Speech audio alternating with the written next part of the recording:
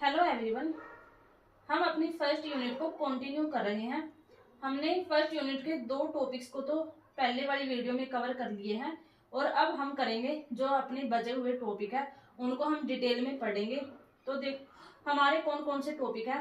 Changing trends in sports, की sports में क्या क्या चेंजिंग आए हैं। Career in physical education, physical education में हम क्या क्या कैरियर बना सकते हैं। Khelo India programme and fit India movement. तो सबसे पहले हम पढ़ेंगे चेंजिंग ट्रेंड्स इन स्पोर्ट्स, कि स्पोर्ट्स में टाइम के साथ क्या क्या चेंज आए हैं, क्या क्या फैसिलिटीज हमने प्राप्त की है। तो देखो, जो अर्लियर टाइम था, एंशियंट पीरियड था, उसमें जो स्पोर्ट्स होते थे वो रिक्रिएशन के लिए होते थे, अपने आप को फिजिकल फिट रखने के लिए होते थे। लेकिन जो आज का टाइम है, मॉडर्न इरा है, उसमें क्या है, स्पोर्ट्स का यूज हम किस तरह से करते हैं। जैसे कोई साइंटिफिक तरीके से करते हैं, प्रोफेशनल तरीके से करते हैं, कॉम्पिटिटिव के लिए यूज करते हैं। तो आजकल जो चेंज हुआ है वो किसके कारण हुआ है। जैसे मॉडर्न इक्विपमेंट आ गए हैं, एडवांस ट्रेनिंग मेथड आ गए हैं, न्यू टेक्नोलॉजी आ गई है स्पोर्ट्स में, जिसके माध्यम से हम क्या करते हैं, लेस एफर्ट्स के साथ ज्यादा रिजल्ट प्राप्त कर सकते हैं। तो इसी प्रकार so modern sports are very different from traditional sports. तो इसी कारण हमारा जो मॉडर्न स्पोर्ट्स है वो बहुत ज्यादा डिफरेंट है किससे, जो हमारे एंशियंट के स्पोर्ट्स है। तो हम डिस्कस करेंगे कि क्या क्या चेंज आए हैं। तो देखो, हमारा है प्लेइंग सरफेस, कि हम जिस सरफेस पे खेलते हैं उसमें हमारी क्या क्या एडवांसमेंट आई है, क्या क्या हमें फैसिलिटीज प्राप्त हुई है। देखो, जो हमारा अर्लियर स्पोर्ट्स थे, जो एंशिएंट टाइम में गेम्स थे, वो ना उसमें कोई एडवांसमेंट नहीं थी, वैसे नेचुरल सरफेस पे खेलते थे। जैसे ग्रास फील्ड पे, क्ले कोर्ट पे, मड ग्राउंड, मड ग्राउंड क्या होता है, जो कीचड़ वाला ग्राउंड होता है, उसमें खेलते थे। तो उस टाइम क्या रहता था, कोई भी वेदर को बहुत ज्यादा अफेक्ट पड़ता था। जैसे बारिश हो जाती थी तब हम ट्रेनिंग नहीं कर सकते थे और इंजरी रिस्क सबसे ज्यादा रहता था उसमें। लेकिन अब जो एडवांसमेंट आई है, जैसे सिंथेटिक एडवांसमेंट आ गई है, सरफेस में डेवलपमेंट हुई है, आर्टिफिशियल सरफेस बनने लग गया है। आर्टिफिशियल टर्फ इसमें फुटबॉल, हॉकी में। तो इसका हमें एडवांटेज क्या है कि यूनिफॉर्म सरफेस बन गया है, जिससे हमारी स्पीड, एक्यूरेसी ये बनी रहती है। लेस मेंटेनेंस की जरूरत होती है इसमें, ज्यादा मतलब हमें मेंटेनेंस पर ज्यादा टाइम नहीं देना पड़ता, ज्यादा खर्च नहीं करना पड़ता, क्योंकि ये आर्टिफिशियल है।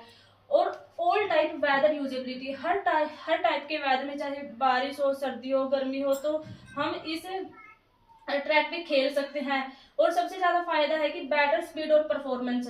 अगर ग्राउंड अच्छा है तो हम अपनी परफॉर्मेंस को अच्छा दिखा सकते हैं, उससे स्पीड हमारी डेवलप हो जाती है, हम स्पीड हमारी इंप्रूव कर सकते हैं। सेकंड है हमारा वियरेबल गियर्स, कि जो हम पहनते हैं अपनी इंजरी से प्रोटेक्शन के लिए, हम जो जो इक्विपमेंट पहनते हैं उसको हम बोलते हैं वियरेबल गियर्स। जैसे देखो एग्जांपल, हेलमेट्स। हेलमेट्स हम क्रिकेट में, साइकिलिंग में इसमें पहनते हैं। इससे क्या होता है कि जैसे हम गिर भी गए या हमारे सिर पर बॉल लग गई तो उससे हमारी इंजरी नहीं होती, तो इंजरी से बचाया जा सकता है। सिन गार्ड फुटबॉल में पहनते हैं, mouth guards, knee and elbow pads पहनते हैं हम, स्मार्ट शूज पहनते हैं, heart rate monitoring device, smart watches, ये सब हम अपनी इंजरी प्रिवेंशन के लिए पहनते हैं। और इसका बेनिफिट्स क्या है, सबसे ज्यादा बेनिफिट तो इसका यही है कि इंजरी से बचे रहते हैं हम, और इससे हमारा क्या है, कॉन्फिडेंस इंप्रूव होता है। जैसे हमें डर नहीं रहता कि हम खेलेंगे तो हमें इंजरी होगी। अगर हमें ये डर रहता है तो हम अपनी परफॉर्मेंस कभी भी अच्छी नहीं दे सकते। तो इसलिए अगर हमने अपने सारे वो पहन रखे हैं तो फिर हमें डर नहीं रहता, तो हम अपनी परफॉर्मेंस को 100%। और इससे हम जैसे जीपीएस है, जीपीएस के माध्यम से हम क्या करते हैं, मॉनिटर कर सकते हैं कि एक प्लेयर ने कितना डिस्टेंस कवर किया, क्या स्पीड रखी, क्या उसने वर्कलोड किया। तो ये सब हम इसमें मॉनिटर कर सकते हैं। थर्ड है हमारा स्पोर्ट्स इक्विपमेंट, कि क्या क्या इक्विपमेंट पहले क्या यूज होता था, अब टाइम के साथ क्या क्या चेंज आ गए हैं। पहले एंशिएंट टाइम में क्या होता था कि हम हैवी जो लोग थे वो हैवी इक्विपमेंट यूज करते थे, क्योंकि उस टाइम टेक्नोलॉजी तो नहीं थी, एज इट इज उनको यूज कर लेते थे। तो traditional heavy equipment replaced by lighter weight, durable and scientifically design equipment. अब हमने ऐसे ऐसे इक्विपमेंट को ऐसे डिजाइन किया है कि जो लेस एफर्ट के साथ हम अपनी ज्यादा आउटकम ले सकते हैं। तो सबसे पहले हमने मटेरियल चेंज किया, जैसे वुड की जगह कार्बन फाइबर यूज होने लग गया, स्टील की जगह ग्रेफाइट यूज होने लगा, लेदर सिंथेटिक मटेरियल, लेदर की जगह क्या यूज होने लग गया, सिंथेटिक मटेरियल। जैसे जो पहले बॉल यूज होती थी वो लेदर की यूज होती थी, जिससे चोट भी ज्यादा लगती थी, वो जो ज्यादा हैवी भी थी, अगर वो गिल्ली वगैरह हो जाती थी तो कंट्रोल उस पर कम रहता था। लेकिन अब की जो बॉल है उस पर कंट्रोल, जैसे कोई अगर गिल्ली वगैरह होगी तो उस पर कंट्रोल बना रहता है, वो फिसलती नहीं। जिससे हमारे बेनिफिट्स क्या है कि हमने अपनी हमारी पावर को इंक्रीज कर लिया है, कंट्रोल ज़्यादा बन गया है, बैलेंस को हम अच्छा कर सकते हैं। और थकावट, देखो जैसे हम अगर वो करते हैं हैवी इक्विपमेंट से, कोई हम ट्रेनिंग करते हैं तो थोड़ी देर के बाद हमें क्या हो जाती है, थकावट हो जाती है। अगर हम लाइट वेट के साथ उसको लंबे समय तक कर सकते हैं, जिससे इसे फिर क्या एक्यूरेसी भी इंप्रूव कर सकते हैं। फोर्थ है हमारा टेक्नोलॉजिकल एडवांसमेंट इन स्पोर्ट्स। जो ये सब एडवांसमेंट हुई है ना, इसमें सबसे मेन रोल किसका है, टेक्नोलॉजी का है। कि मॉडर्न टाइम में इतनी टेक्नोलॉजी आ गई है कि हर टाइप की चीजें इजी हो गई है। तो technology plays a vital role in performance improvement, fair decision making and training. Technology के माध्यम से हम क्या करते हैं, अपनी ट्रेनिंग अच्छी कर सकते हैं। और जो फेयर डिसीजन होता है, सबसे इम्पोर्टेंट बात क्या है कि इसमें फेयर डिसीजन होता है, क्योंकि सब कुछ रिकॉर्ड होता है। उसमें कुछ ये नहीं है कि बायस नहीं कर सकते कि इसने अच्छा किया ये, क्योंकि वो सबको दिखते हैं वीडियो रिकॉर्डिंग से। और वीडियो एनालिसिस से ये भी कर सकते हैं कि कुछ रिकॉर्ड कर सकता है कि एक प्लेयर ने कैसी परफॉर्मेंस किया है, कहाँ पे उसने मिस्टेक किया है, वो उसको एनालाइज करवा सकता है कि आपने यहाँ ये मिस्टेक किया है।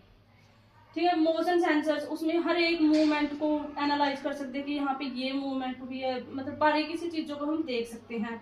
बायोमैकेनिकल एनालिसिस से क्या जो हमारी हेल्प करता है, हमारा पोस्चर है वो खराब हो जाता है, उसको कैसे ठीक किया जाता है, स्पीड को इम्प्रूव करता है।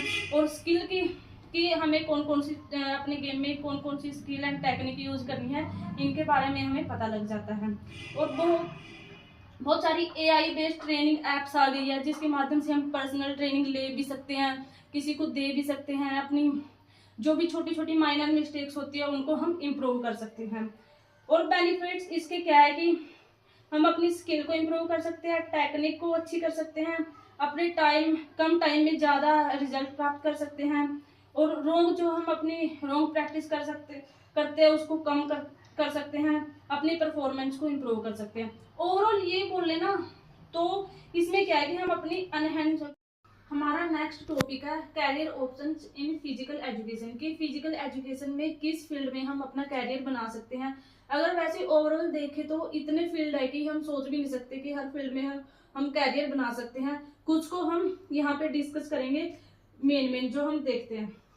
पहला हमारा teaching career in physical education. Physical education में हम एक टीचर बन सकते हैं फिजिकल एजुकेशन सब्जेक्ट का, जैसे स्कूल लेवल पे PRT, TGT, PGT ये बन सकते हैं। स्पोर्ट्स टीचर बन सकते हो, स्पोर्ट्स के बारे में आप जानकारी दे सकते हो। योगा टीचर बन सकते हो। जो योगा टीचर है वो आज के टाइम में इसकी बहुत ज्यादा वैल्यू है। आजकल सब लोग डिप्रेशन, एंजाइटी ये फील कर रहे हैं, अपने बारे में नहीं सोचते। आप इनको योगा के थ्रू मेडिटेशन करवा सकते हैं, अपने बारे में जानने के लिए उत्सुक कर सकते हैं। और कॉलेज एंड यूनिवर्सिटी लेवल पे आप टीचर बन सकते हैं। जैसे सबसे पहले आप असिस्टेंट प्रोफेसर बन सकते हैं, उससे बड़ा फिर एसोसिएटिव प्रोफेसर बन सकते हैं, सबसे बड़े फिर प्रोफेसर बन सकते हैं। इसके लिए हमें UGC नेट क्वालिफाई करना होगा, MPED, BPED, MPED करनी होगी।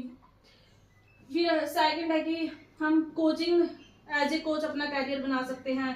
किसी भी एक स्पेसिफिक गेम का कोच बन सकते हैं, उसकी स्किल, टेक्निक ये सब कुछ प्रोवाइड करवाकर एक अच्छा खिलाड़ी हम खड़ा कर सकते हैं, जो हमारे देश की भी शान बनेगा।